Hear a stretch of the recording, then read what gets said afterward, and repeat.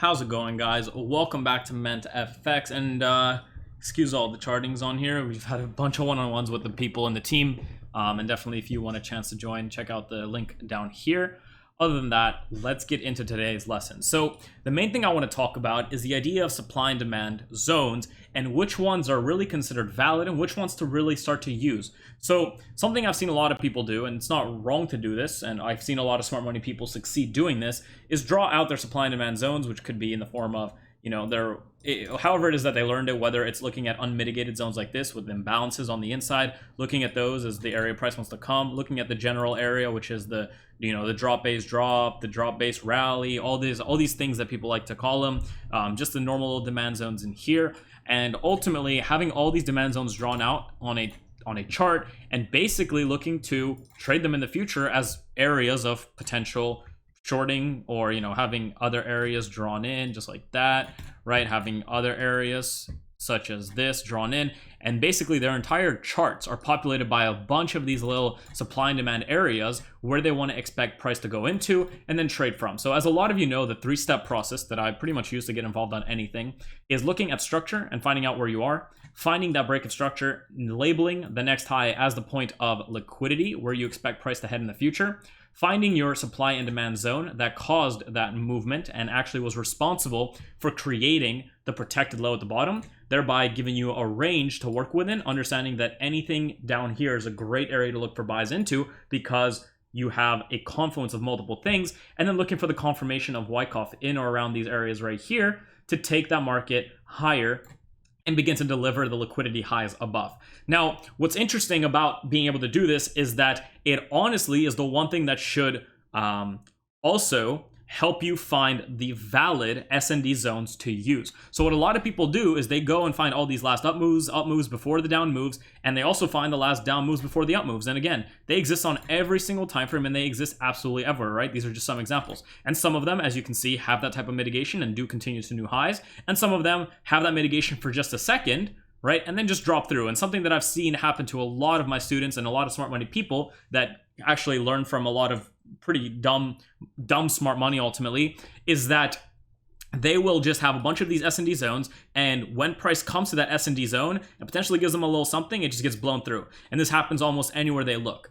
And the reason for that is because you guys are not taking the S&D concept a step further and understanding that the S&D is controlled by the structure and the higher time frames and the movement in the market. So what I mean by that is that when you see price delivering like so, right, and it creates a supply zone that you might want to look for, especially if you've refined it, right? So if you've taken the supply zone or this drop base drop, whatever you want to call it, I actually don't know how those people, what the names for them are, but it doesn't really matter. Let's say you have a supply zone up here, and what happens is prices end up coming up near it and then maybe dropping again, right? Coming up near, dropping again. What people do is they continue to leave this area on for the future movement of price. And what they do is, as price begins to finally approach it and it gives them the little alert that says, oh, you got to get in, and they see a nice little confirm and they start getting in, what happens is ultimately it just keeps going higher. Now, why does this happen? Well, the reason it's happening is because, again, you're disconnecting structure from S&D and just trying to use supply and demand and using those zones to try and confluence a setup when you're not even with the overall trend. And what I mean by that is you got to recognize that the second this break of structure right here occurs and there's a new bias put into the market, which is ultimately that this break of structure that had been tested has been out-sustained and taken lower, and more likely than not, it's fulfilled some kind of imbalance on a lower time frame in or around these areas and then taken lower. What actually happens is your new demand zone, which you might have here, maybe you have another demand zone somewhere deeper in here, is the only ones that matter. And what happens is this one and this one are the only ones that begin to actually matter. So what happens is people still keep their eye on this one without recognizing that this previously protected high in the future, if these begin to fail, ultimately will become a point of liquidity. And what will happen is this point where they want to get involved in, that might give them a little cookie, as my good friend Smart Money Source says. If this breaks down and gives them a nice little cookie, even Smart Money, which is basically just dumb smart money, is looking to take this down, thinking this is a distribution, without recognizing that it's actually undergoing a reaccumulation play and tapping into this to just create more liquidity in the highs here the highs inside of here, and the highs up here ultimately. So when that price comes through it, it can come through impulsively, and the institutions, the comps demand, whoever has the most money in this market is able to take your buy stops and turn it into liquidity for themselves, aka areas where they can get into new positions or areas where they can take profits on their previously sought after longs, which means that even, again, you have to recognize this zone right here, which was valid at the time of this break, became invalidated ultimately when price came up and broke down again from this S&D here. So what happens is when you begin to, again, even keep on a zone that's been mitigated, you get tricked by the move and get taken out. You get again by an area you thought will now hold, get tricked by the move and get taken out. Ultimately, the reason I'm making this is because although all these zones that I've drawn onto my chart right here are valid, the reality is this one is invalid, this one is invalid, this one would have been invalid, and this one could have been valid. This one actually would have worked, so that's cool too.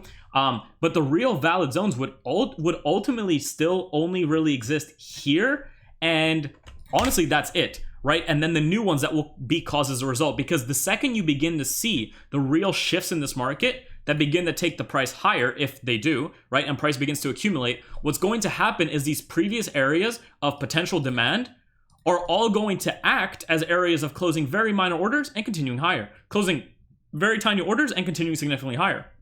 And everybody, aka dumb smart money, that's looking to get involved on all of these areas of supply in this case, are being stopped out and wondering what's happening to each one of their POIs without recognizing that along the way, there's newly printed demand zones, all of which get fulfilled, demand zones with imbalances, right? All that which get fulfilled, demand zones with imbalances, all that get fulfilled, and you can accumulate and take your accumulations all the way to the top side again and start to clear newfound liquidity at the highs presented by the previous protected highs. So remember, as a price begins to break down in structure, you're creating highs which are going to be protected. However, the second these protected highs fail, or one of them fails, the instant expectation is that price will now make a run for all the previously protected highs. Because what do those protected highs that were previously protected function as in the future when one gets ran? Liquidity. And in the future, because the institutions had the move that they had to have to take the price lower, for instance, now don't need to hold it under these points anymore. So as a result, they go and begin to run every one of these points and liquidate, smack in every liquidity area here on the way. Now, that doesn't mean that when price taps into one of these, for instance, base drops or supply zones, it won't potentially mitigate deep. But what's happening is this mitigation, when it occurs, is actually going to provide to you a very nice reason to go short. So what I mean is, if this was a supply zone and price was still making basically, let's go here and assume this was a supply zone here. If price is making really giant strides to the tops, what's happening when it holds here is actually that we might see some kind of very, very nice bearish trend, which you can now utilize the real supply zones at to begin to take price lower into the proper demand zones from which we want to go long and begin to take those long, right? And again, what you're doing is you're not using these to confirm the moves down because they're not useful for that. Instead, you're using the actual moves down created by the breaks of structure as price begins to move lower into those points of demand.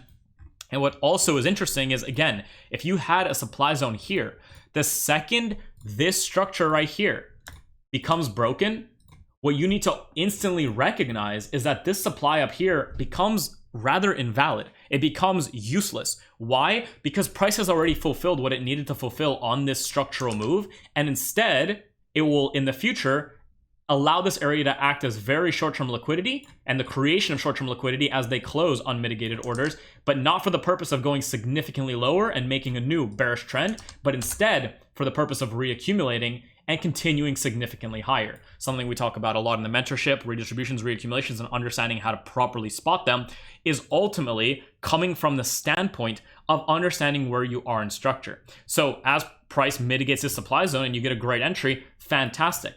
Now, even though it's true there might be still a supply zone up here in the tippity top that you might find with a wick, it's useless in the future. And in the future will act as nothing more than a point of liquidity because price is already delivered to a potentially higher area of interest. Similarly, if you had a supply zone right here on the break of structure presented by this break right here, you need to recognize that when price comes into this demand zone, which is part of a higher time frame break of structure right here.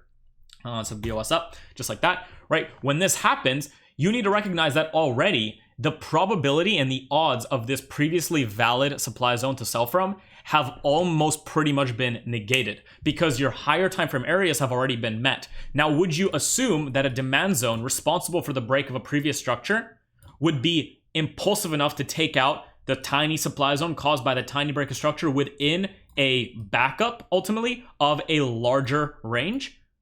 Well, yes, of course. This one's going to be significantly stronger and much more potent and much more probabilistic. So if you do see accumulations occur at these areas, your expectation instantly, your warning lights in your head should start going off and saying, this supply zone has become very, very improbable, which can mean that on a much lower time frame, maybe on a 1 minute or 5 minute, you still may look inside of here for what? For an ability to go short, but that short will be met very quickly with reaccumulations that take price higher. And the reason for that is because these points don't actually hold a grounding in the way that structure was delivered, and instead hold only a few orders that need to be mitigated and closed by the institutions before the actual projections and targets are met, which in this case, especially in this example right here, would be the liquidity available above this high, and price would be staying above the previously created protected low. And as a result, all these supply zones, whether they were mitigated or left unmitigated, whether they have imbalances or have no imbalances, become ultimately useless for the perceival of new bearish moves that come and break structure down. Why? Because structure is still delivering a bullish structure, and all the moves in here were just part of the bearish buildup before it was broken. And as one of those highs get broken, we understand that all of these previously protected highs become liquidity, thereby whether you have imbalances, inefficiencies, beautiful little supply zones, beautiful little ranges, it doesn't really matter. You might have tiny mitigations from there, which you can trade. My good friend Augusto does that. And we both understand that these areas can have some nice mitigations. You can catch really nice 1 to 6s on, 1 to 10s even, on their even the spring of a schematic, and that spring will then create that move back up and continue going higher. And a lot of dumb smart money or even retail is left wondering why this area of supply didn't hold, when in reality they forget to zoom out again, golden goose method wise, and understand where they are in a range. So hopefully all of these markings did not confuse the living shit out of you. If they did, unconfuse yourself and join the mentorship, where we have a very structured course. Otherwise, thank you so much for watching, guys, and I'll see you guys in the next video.